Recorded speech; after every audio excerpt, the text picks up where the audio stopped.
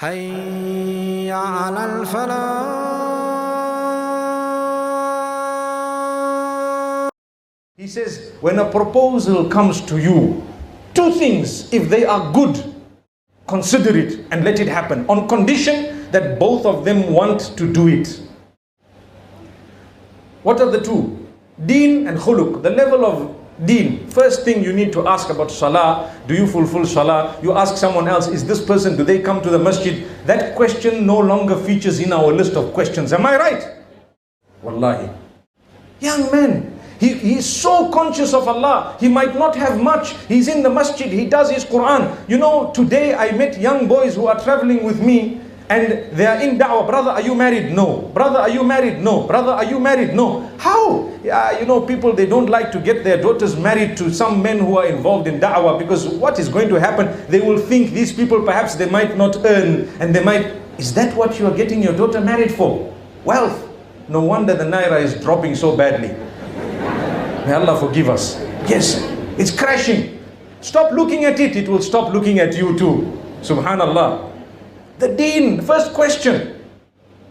The deen. That's why the boys are suffering. They are old. They could be grandfathers, but they are still trying to get married. Allahu Akbar. Look, they are laughing because they know it's true. The hadith says, and that's our hadith of discussion today, the topic is very relevant. Seize opportunities before you lose them. Wallahi, seize the opportunities. The young age is not going to remain. When the man is a grandfather, you are now saying, right, come get married because you have earned your first billion. Relax. Subhanallah. When we were younger, the 1 million naira was really 1 million. Do you agree? Today, 1 million naira, even the guy on the street can have it. Yeah. May Allah subhanahu wa ta'ala forgive us. I feel sorry for a man who was told, when you get your first million, come and get the daughter. When he got his first million and came back now, the million was worth $100 or a little bit more. Now they are saying, it's not this, no more. But brother, he worked for it for a long, long time. Like the people who are saving up to go for Hajj. When they are told, okay, it's so many. By the time they save that, it's double. When they save that, it's triple. May Allah make it easy for us to go for Hajj. So my brothers and sisters, you look at the deen and then you look at the character. A person comes with such beautiful character. Yesterday and today, I met some people, I can tell you they were raised in a very good home. I can tell you that their character is outstanding. I can vouch for it, because you just watch how the people walk, how they talk, how they carry themselves is so attractive. You cannot believe it. They carry themselves with utmost dignity, but they're not married. Subhanallah. Why? Character means nothing anymore. You have to jingle the notes and flash all the currency. That's it. Your car, your watch, your perfume, the clothing, and you need to have a new set of clothing for every function. And by the way, a new set of makeup for every function. Allahu Akbar. May Allah make it easy for us. We have become superficial. We have become fake people, wallahi. It's my duty to let you know.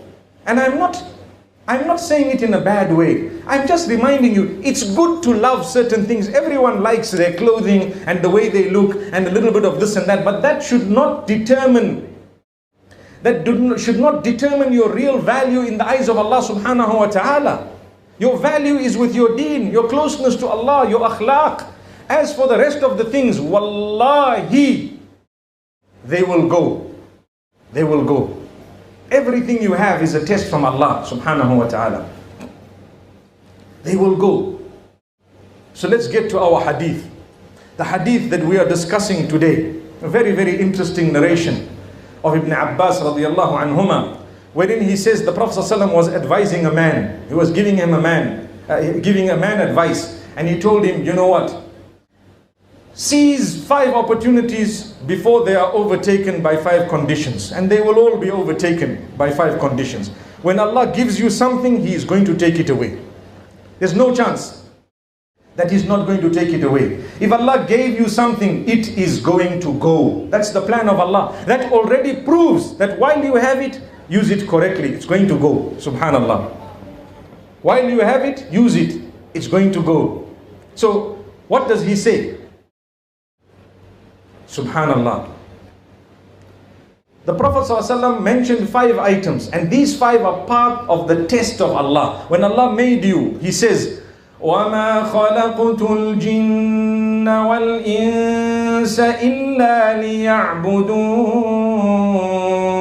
I have only created mankind and jinnkind to do things the way I want them to be done. That's the meaning of it.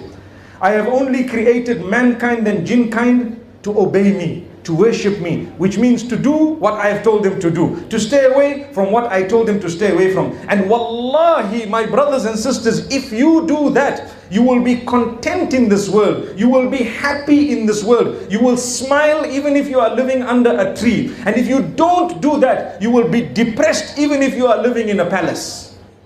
Did you hear that? How many people are depressed? Sleeping pills don't work anymore, but they are living in palaces. They have beautiful mansions, but even the sleeping pills don't work. You know what's wrong? Your relationship with Allah is wrong. Something is missing. Your tawakkul, your trust on Allah. Your trust on Allah, something is wrong with it. Develop, change, do something, and Allah will open your doors. You will be content even if you are struggling with a terminal sickness. I meet a brother every time I go to Dubai. He is paralyzed totally from head to toe for the last more than a decade. And he's always very happy. He cannot speak with his mouth. The movement of his eyes determines what he wants to say. It takes him half an hour to say one sentence, subhanallah. But he always says, I am very, very happy with what Allah has chosen for me. Subhanallah. A man who cannot move, telling you, I am happy with what Allah has chosen for me. He is a man looking forward to the meeting with Allah. And as for us, we are looking forward to the meeting with someone we can commit haram with. That's what it is. We are looking forward to something that is material, that is going to go anyway. You know, the pleasures of this world, think about them. They are all very temporary, very temporary. The only thing that remains is your relationship with Allah. A person who committed adultery, how long was he satisfied for? A few minutes. A person who gambled and won a lottery, for example, how long was he happy for? Sure, go and Google those who have won big lotteries. Most of them depressed, a lot of them suicidal, some even committed suicide. But they won millions and billions. You know why? There was no Allah in that link. That's why.